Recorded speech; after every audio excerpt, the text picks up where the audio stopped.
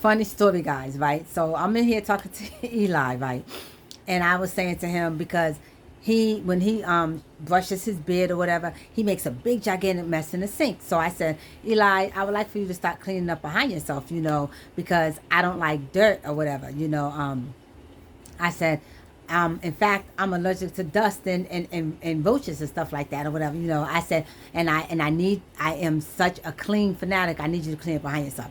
So he's giving me this weird look, and then I'm looking at him like, what's the look for?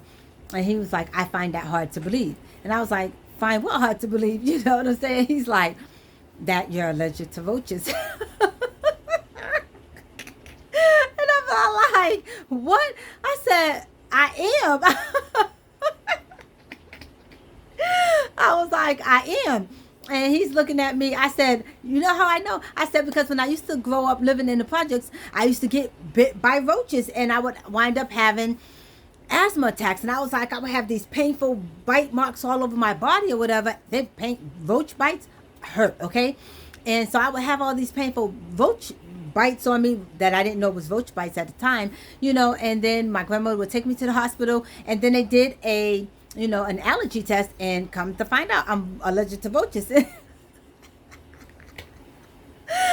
so, and then I was like, why do I have to? I said, I don't have to lie to you. I don't have to lie to you. He was like, no, I ain't saying you lying. I just find it hard to believe. I was all like, well, I'm allergic to seafood. And he's like, oh yeah, I can see the relation to seafood and roaches.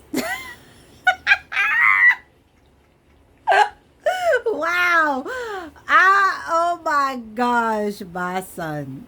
Gotta love him.